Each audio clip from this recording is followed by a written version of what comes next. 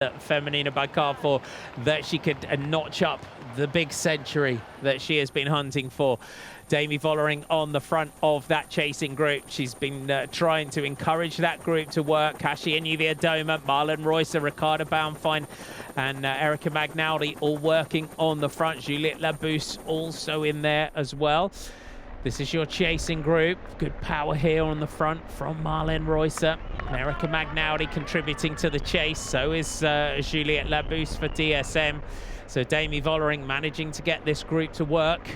As I'm actually surprised how many are willing to work, because you could say in this situation it is down to SD Works to chase, because they are the GC jersey holder there in Demi Vollering, but she's clearly had a good word with a lot of people, because she's got quite a few of them coming through here. There's also that the scenario that you've got to think anything can happen tomorrow on that climb. Kasia Niewiadoma wants to limit her losses. You know, the position that she went into the day in the top 10 in the general classification, as we said at the top of the broadcast, that she's had stomach issues over the opening days. So to be in the position that she is in this race is a good thing. Starting the day in well up there in the general classification. So and for Juliette Labousse, it's about not letting Annemiek van Vleuten get 2 minutes, 3 minutes up the road and the race pretty much being over. They all want to give themselves, don't they, a fighting chance of being able to potentially take it on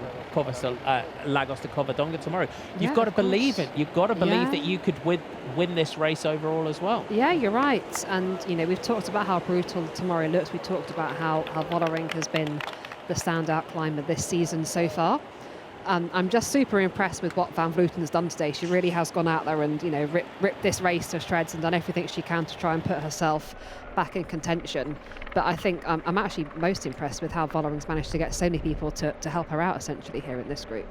Because you would look at this stage on paper with tomorrow's stage and think, do you know what, Breakaway is going to ride away, it's going to get 6 minutes. All the riders that are way down on the general classification, that's the scenario you're looking at, and then Annemiek van Vleuten goes, nah. And this is the fascinating thing about women's cycling. Like, whatever you can say by looking at a stage on paper, you can just sort of rip up that rule book and say, no, it could be absolutely anything. And this race was just not disappointed. Every day of racing so far, we've seen something fascinating happen, and we've seen splits, and we've seen the crosswinds affecting things. And worth pointing out, it's been all Dutch stage winners so far, if you count the team title winners a Dutch win, being Jumbo-Visma being a Dutch team. Of course, it was Anna Henderson first over the line, but other than that, it has been Dutch stage winners so far from different teams, of course. Yeah. 1.8k to go.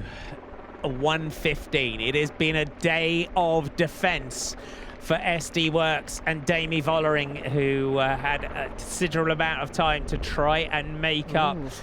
And looking around, flicks the elbow. Niewiadoma and Bauernfeind come through here for Canyon SRAM. Where is the stage win going? Will it be Annemiek van Vleuten in the rainbow jersey, or will it be a dream day for the 21-year-old Italian Gaia Realini? But you've got to say here for Vollering, she is limiting her losses.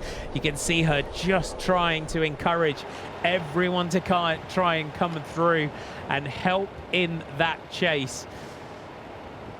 What is going through the mind now of Gaia Realini on the back here? We know what Van Vleuten can do in a sprint. We've seen her on many, many occasions go long in those sprints as well, get herself up to pace, up to power, and no one can come around her. But this is the first time that we have seen the 21-year-old Italian in this position. What a season she is having. Can she manage to out-sprint the world champion and take her first World Tour victory here in La Vuelta Femenina?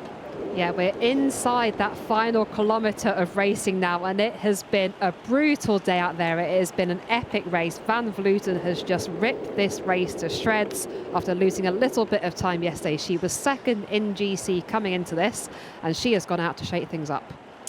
So she just ripped up the tactic book today and decided, right, it's going to be go long fortune favours the brave, as they say. And Van Vleuten going in this style that we know that she has done on so many occasions in her career. We're now setting up for the final quarter. Gaia Realini is on the drops. Van Vleuten's looking around at the Italian. As we said, this is the first time that we've seen Realini come into a finish in this position. She comes from that cyclocross background. Van Vleuten now is going to launch it, gets herself up to speed, up to power. Gaia Realini kicks. Gaia Realini going to take her first World Tour victory. Van Vleuten is looking for the red jersey, but it's going to be the pocket rocket Italian. Gaia Realini, did she take it on the line? They threw the bikes at the line. Realini alongside Van Vleuten. It looks like it might have been a photo finish. Realini didn't celebrate. Van Vleuten, as we said, gets herself up to speed, up to power, and can just hold that one. We will have to wait and see if she's managed to take it. But they're now leading out the sprint here. FDJ Suez for the finish. Right on the front, Marta Cavalli now leading out. They've got Music and Adagast in there. He's wearing number 41. They're now going to line up for this final corner. As we said, it's about 400 meters from the bottom corner up towards the line. The clock is ticking. We are up to nearly 50 seconds. Adagast here is going to launch this, but Rihanna Marcus is there. Here comes Silvia Persico off the wheel. Don't forget, there are bonus seconds on the line. It looks like Los Adagast and Silvia Persico battling it out, but it's the FDJ Suez rider that takes the stage. Woo. That was tight. Our hearts are in our mouths at the end of that one. What a finish. Yeah, we're waiting for confirmation of who got the stage with there, but look at the celebrations here of Gaia Realini of Trek Segafredo. There you have it.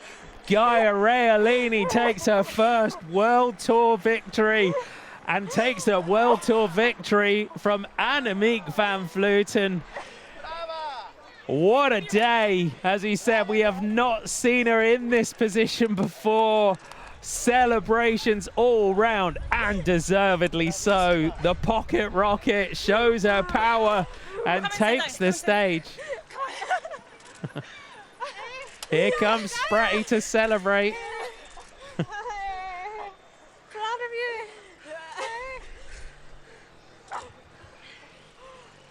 And that, I think that's what makes our job so awesome, isn't it? When you see these. I can't believe what we've seen today. This has been an absolutely spectacular race. Just wow. Well, I've been on my feet for ages bouncing around the country clubs here. What a day, what a stage, what a race we have had. It is not over yet here in La Vuelta Femenina. We have the stage, the mountaintop finish to Lagos de Covadonga tomorrow, Trek Segafredo. And it shows on days. Here's Ina Teutenberg coming up as well. The director sportif of Trek Segafredo, Paolo Slongo, was the other sport director in the team car.